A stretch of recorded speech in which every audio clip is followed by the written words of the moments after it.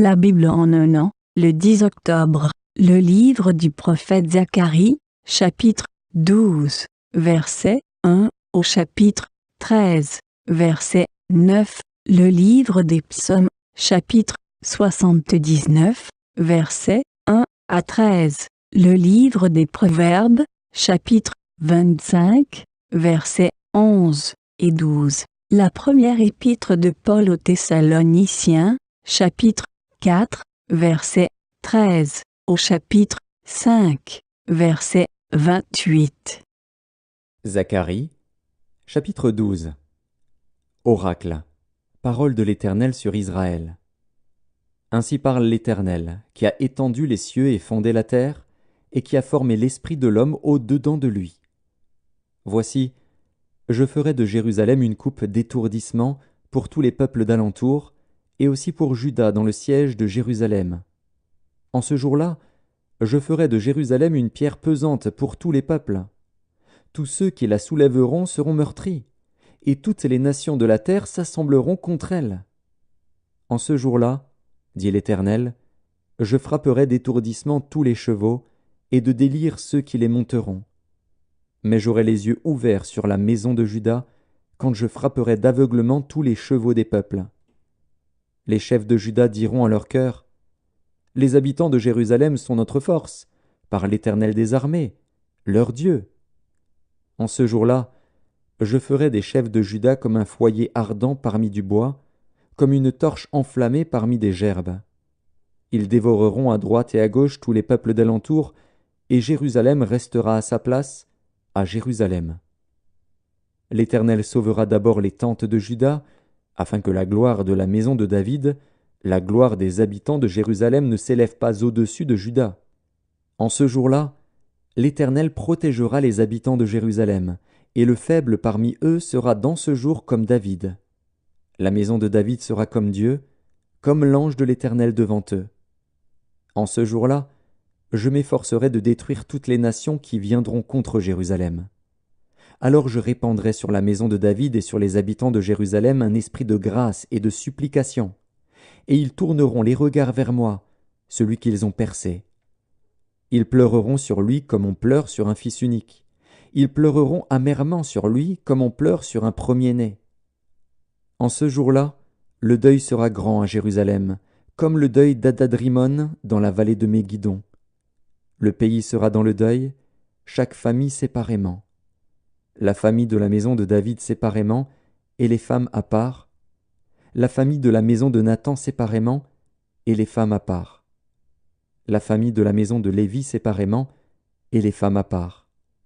La famille de Chiméi séparément, et les femmes à part. Toutes les autres familles, chaque famille séparément, et les femmes à part. Zacharie, chapitre 13.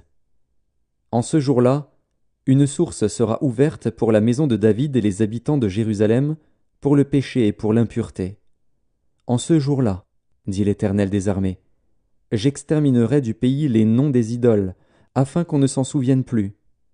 J'ôterai aussi du pays les prophètes et l'esprit d'impureté. Si quelqu'un prophétise encore, son père et sa mère, qui l'ont engendré, lui diront « Tu ne vivras pas, car tu dis des mensonges au nom de l'Éternel. » Et son père et sa mère, qui l'ont engendré, le transperceront quand il prophétisera. En ce jour-là, les prophètes rougiront de leur vision quand ils prophétiseront, et ils ne revêtiront plus un manteau de poil pour mentir. Chacun d'eux dira « Je ne suis pas prophète, je suis laboureur, car on m'a acheté dès ma jeunesse. » Et si on lui demande « D'où viennent ces blessures que tu as aux mains ?» il répondra « C'est dans la maison de ceux qui m'aimaient que je les ai reçues. » Épée, lève-toi sur mon pasteur et sur l'homme qui est mon compagnon, dit l'Éternel des armées. Frappe le pasteur, et que les brebis se dispersent, et je tournerai ma main vers les faibles. Dans tout le pays, dit l'Éternel, les 2 tiers seront exterminés, périront, et l'autre tiers restera. Je mettrai ce tiers dans le feu, et je le purifierai comme on purifie l'argent, je l'éprouverai comme on éprouve l'or. Il invoquera mon nom, et je l'exaucerai. Je dirai, c'est mon peuple, et il dira, l'Éternel est mon Dieu. Psaume 79, psaume d'Asaph. Ô Dieu, les nations ont envahi ton héritage, elles ont profané ton saint-temple, elles ont fait de Jérusalem un monceau de pierre. Elles ont livré les cadavres de tes serviteurs en pâture aux oiseaux du ciel, la chair de tes fidèles aux bêtes de la terre. Elles ont versé leur sang comme de l'eau tout autour de Jérusalem, et il n'y a eu personne pour les enterrer. Nous sommes devenus un objet d'opprobre pour nos voisins, de moquerie et de risée pour ceux qui nous entourent. Jusqu'à quand, Éternel, t'irriteras-tu sans cesse, et ta colère s'embrasera-t-elle comme le feu? Répands ta fureur sur les nations qui ne te connaissent pas, et sur les royaumes qui n'invoquent pas ton nom, car on a dévoré Jacob et ravagé sa demeure. Ne te souviens plus de nos iniquités passées, que tes compassions viennent en hâte au-devant de nous, car nous sommes bien malheureux. Secours-nous, Dieu de notre salut, pour la gloire de ton nom. Délivre-nous et pardonne nos péchés à cause de ton nom. Pourquoi les nations diraient-elles, où est leur Dieu? Qu'on sache en notre présence parmi les nations que tu venges le sang de tes serviteurs, le sang répandu.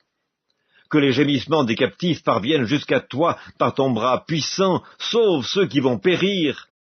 Rends à nos voisins 7 fois dans leur sein les outrages qu'ils t'ont faits, Seigneur, et nous, ton peuple, le troupeau de ton pâturage, nous te célébrerons éternellement, de génération en génération, nous publierons tes louanges. Livre des Proverbes, chapitre 25. Comme des pommes d'or sur des ciselures d'argent, ainsi est une parole dite à propos. Comme un anneau d'or et une parure d'or fin, ainsi pour une oreille docile est le sage qui réprimande. Premier épître de Paul aux Thessaloniciens, chapitre 4. Nous ne voulons pas, frères, que vous soyez dans l'ignorance au sujet de ceux qui dorment, afin que vous ne vous affligiez pas comme les autres qui n'ont point d'espérance. Car si nous croyons que Jésus est mort et qu'il est ressuscité, croyons aussi que Dieu ramènera par Jésus et avec lui ceux qui sont morts. Voici en effet ce que nous vous déclarons d'après la parole du Seigneur. Nous les vivants, restés pour l'avènement du Seigneur, nous ne devancerons pas ceux qui sont morts. Car le Seigneur lui-même, à un signal donné, à la voix d'un archange et au son de la trompette de Dieu, descendra du ciel, et les morts en Christ ressusciteront premièrement. Ensuite, nous les vivants qui serons restés, nous serons tous ensemble enlevés avec eux sur des nuées à la rencontre du Seigneur dans les airs, et ainsi nous serons toujours avec le Seigneur. Consolez-vous donc les uns les autres par ces paroles. Premier épître de Paul aux Thessaloniciens, chapitre 5. Pour ce qui est des temps et des moments, vous n'avez pas besoin, frères, qu'on vous en écrive. Car vous savez bien vous-même que le jour du Seigneur viendra comme un voleur, dans la nuit. Quand les hommes diront « paix et sûreté », alors une ruine soudaine les surprendra comme les douleurs de l'enfantement surprennent la femme enceinte, et ils n'échapperont point. Mais vous, frères, vous n'êtes pas dans les ténèbres, pour que ce jour vous surprenne comme un voleur. Vous êtes tous des enfants de la lumière et des enfants du jour. Nous ne sommes point de la nuit, ni des ténèbres. Ne dormons donc point comme les autres, mais veillons et soyons sobres. Ceux qui dorment, dorment la nuit, et ceux qui s'enivrent, s'enivrent la nuit. Mais nous qui sommes du jour, soyons sobres, ayant revêtu la cuirasse de la foi et de la charité, et ayant pour casque l'espérance du salut. Car Dieu ne nous a pas destinés à la colère, mais à l'acquisition du salut par notre Seigneur Jésus-Christ, qui est mort pour nous, afin que, soit que nous veillions, soit que nous dormions, nous vivions ensemble avec lui.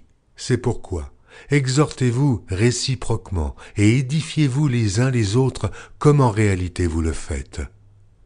Nous vous prions, frères, d'avoir de la considération pour ceux qui travaillent parmi vous, qui vous dirigent dans le Seigneur et qui vous exhortent. Ayez pour eux beaucoup d'affection à cause de leur œuvre. Soyez en paix entre vous.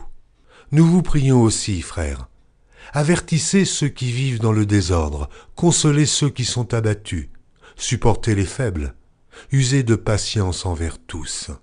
Prenez garde que personne ne rende à autrui le mal pour le mal, mais poursuivez toujours le bien, soit entre vous, soit envers tous. Soyez toujours joyeux, priez sans cesse. Rendez grâce en toutes choses, car c'est à votre égard la volonté de Dieu en Jésus-Christ. N'éteignez pas l'esprit, ne méprisez pas les prophéties, mais examinez toutes choses, retenez ce qui est bon.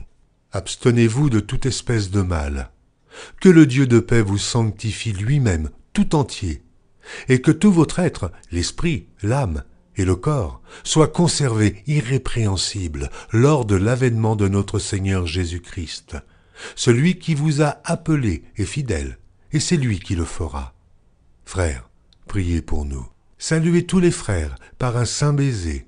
Je vous en conjure par le Seigneur, que cette lettre soit lue à tous les frères. Que la grâce de notre Seigneur Jésus-Christ soit avec vous.